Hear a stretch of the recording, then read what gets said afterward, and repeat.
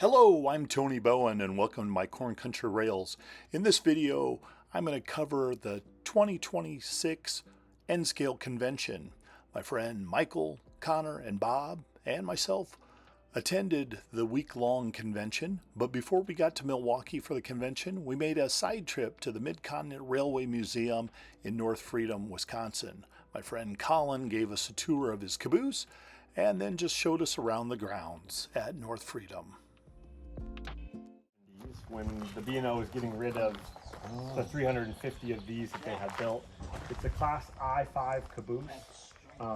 It was the most widely constructed by the B&O. It was the largest number of cabooses that they had was this class of I-5. And what's interesting about the caboose is that it's got a steel underframe, and then inside the steel underframe they actually poured concrete above the steel underframe because the caboose originally was much lighter, it was 25 tons. And the wheelbase was much shorter, and then they found when they were putting locomotives behind it to shove coal trains that they would actually derail the cabooses. So the B&O decided to change the system and setup a little bit, and they ended up actually stretching the wheelbase out, and they added 5 more tons of concrete. And scrap iron is what they use as rebar. So then this is now a 30-ton caboose, and my parents, like I said, bought it in 1975-ish, and when they bought it from Chillicothe, Ohio, and then the caboose was delivered via the B&O to the Oakdale, the University of Iowa, and my parents both worked for the University of Iowa, and the University of Iowa had a spur off the Krandic at Oakdale, and so the caboose was moved there in 1975, and my parents basically rented that track from the University of Iowa, and they started the restoration there. So it was in Coralville. My family lived in North Liberty, so we were right down the road. And so they started doing work on it there, and then eventually, after 3 or 4 years, it was in December, the Krandic came down one night and hooked on. We have pictures of this. It was like around Christmas time. They brought down the usual Krandic slurry of locomotives, 3 or 4 locomotives with a train, and they picked this caboose up, and then they took it all the way up to Cedar Rapids, and then it was interchanged. It went on the Illinois Central. It actually went through East Dubuque, and it went across the bridge. My dad and some of his friends, they kind of snuck onto the car, and so they didn't tell the railroad they were on there, but they got to ride through East Dubuque, through the tunnel on the caboose, and the guys who rode in it talked about how the caboose was swinging, and they were going so fast, and there was so much slack action, and they had a Coleman lantern that was hung up in the cupola, and the Coleman lantern, because the caboose was rocking back and forth so violently, it was hitting the ceiling, swinging back and forth, and they all looked at each other and they thought they were all going to die because nobody knew they were back there. But then they came up here. Colin has done a great job restoring the caboose with his brother, and the next step is to hopefully get it painted, work on the doors on both ends, finish up the windows, and I think his overall plan is by next summer have it kind of ready to be rolling down the rails at Mid-Continent Railway Museum for some special events.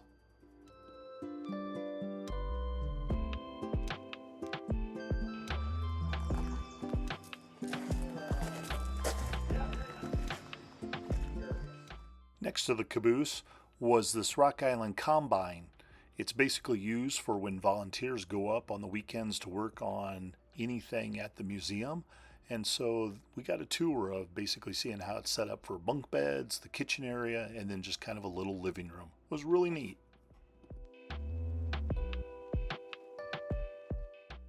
Colin handed off the reins to Jeff, who is a longtime member at the Mid-Continent Railway Museum. Jeff took us to the car restoration building. There were many projects in this building that are under restoration, and by the time these cars are done, they are going to be absolutely beautiful.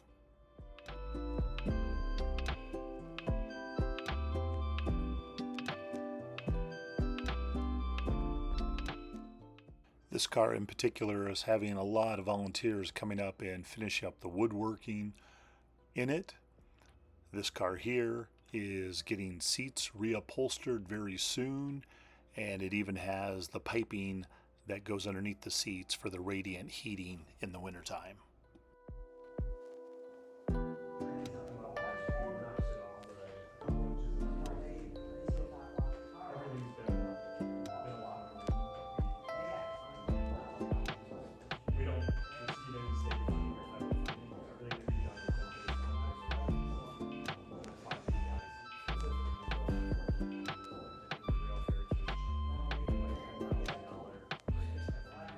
What can I say? I'm a sucker for Rock Island outside brace cabooses.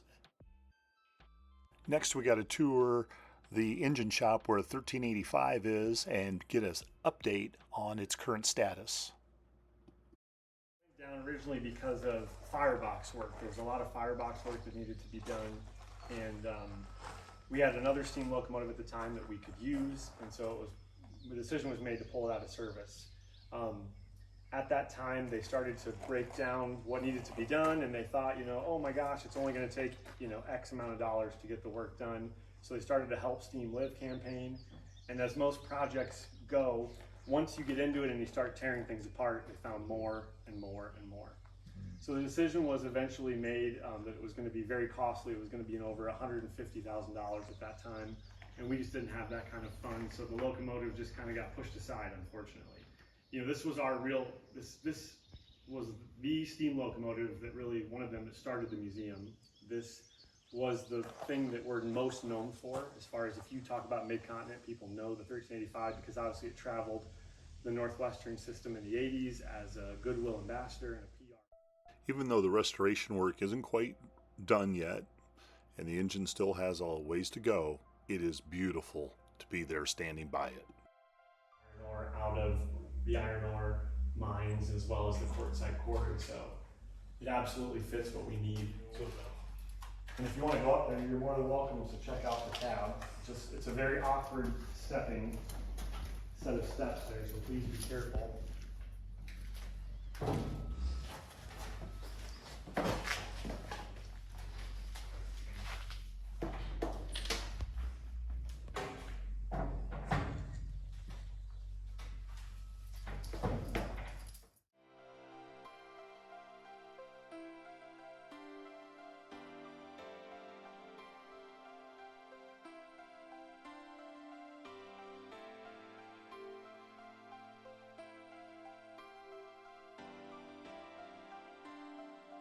As well as your automatic or your train brake.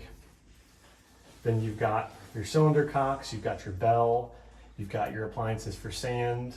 There's two injectors, an injector on the engineer side and an injector on the fireman side. And just the thought of an injector is the coolest thing in the entire world, because obviously it's a pressurized vessel. And how do you put water into a pressurized vessel? You have to, in essence, you prime it by turning on the water. That lets the water drip through the system. And then you open up the steam, and through a series of cones, the steam, using the Venturi effect, picks the water up, and then the pressure of the steam pushes it back into the boiler. And it's just the coolest, principle ever to think about that. The locomotive obviously has the two water glasses, but then it's also got a series of tricocks here that are a way that if you were to have a breakage or a failure of your water glass, you could still check the water level by opening the different valves to see where the water is. You would hope you'd have water down here, and as you move up, you should be seeing steam in the other valves. It obviously has the firebox doors, the butterfly doors. And I can open them up if you want to see what it looks like inside.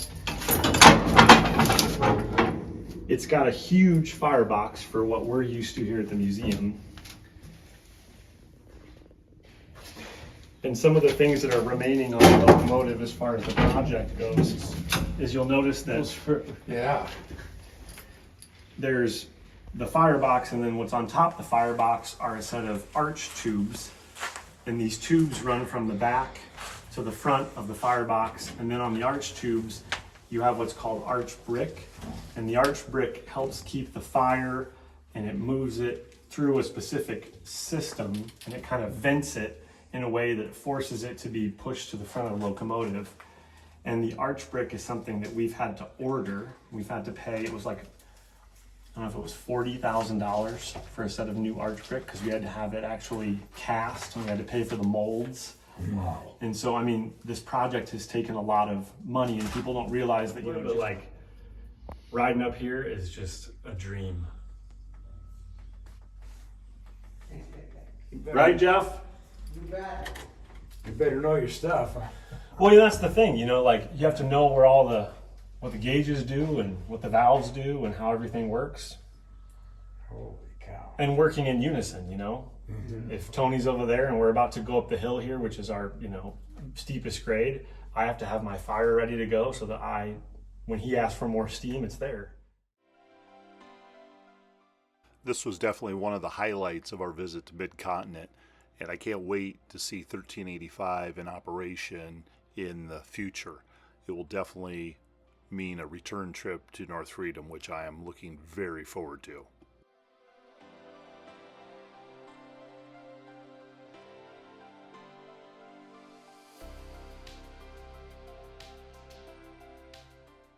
Next, we made our way down to the car barns to look at some of the restored railroad equipment that is there.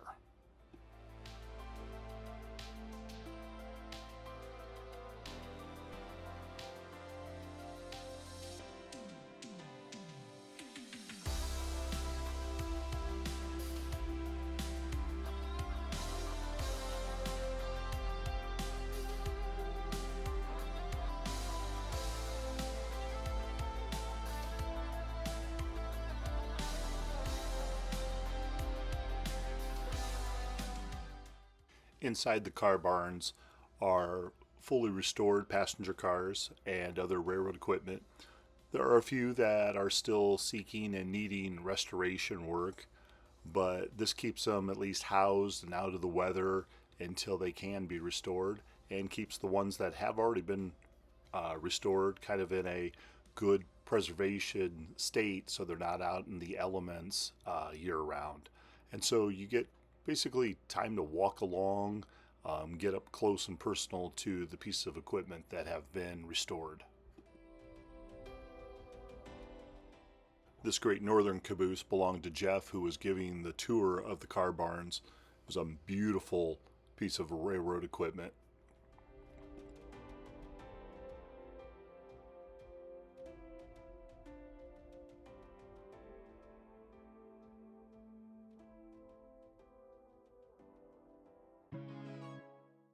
This is in the second car barn, adjacent to the first one. It is the newest of the two car barns, and here again, they have it filled with beautiful pieces of railroad rolling stock.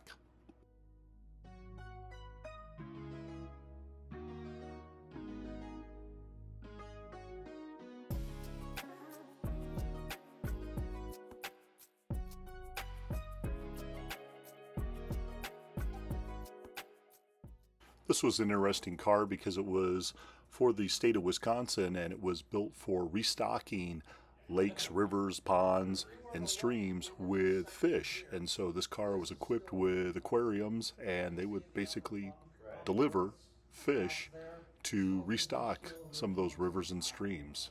It was a really neat car. Okay. And when the restoration proceeded, even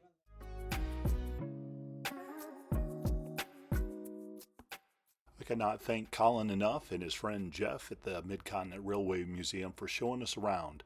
This was definitely a highlight to our trip towards the N-Scale Convention.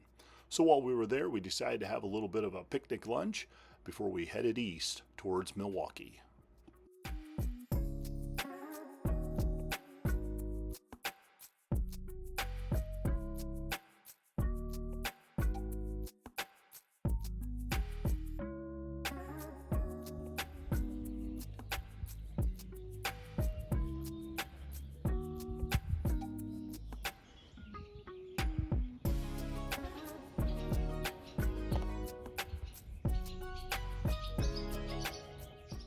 And just a few hours later, we made it to our hotel in Milwaukee. We unloaded the truck and got checked into our extended stay hotel for the week of the N-Scale Convention. We had Connor on a cot, I slept on a hide-a-bed, and then Michael and Bob had beds of their own. And so this was our home for the next week.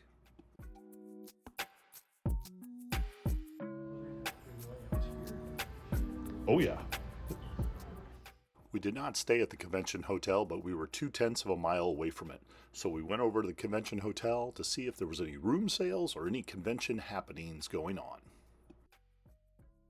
This was Bob and Connor's first time at an N-Scale convention and a first time experiencing a room sale.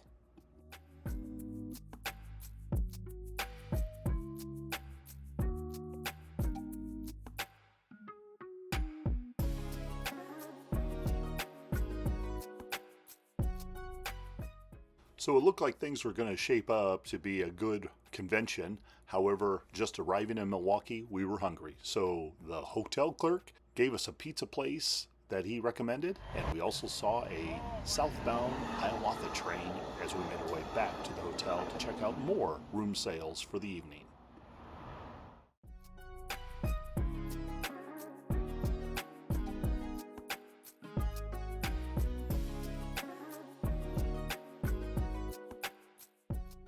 Well, thank you for watching. I hope you enjoyed this first video regarding the 2026 N-Scale Convention and our side trip to the Mid-Continent Railroad Museum in North Freedom.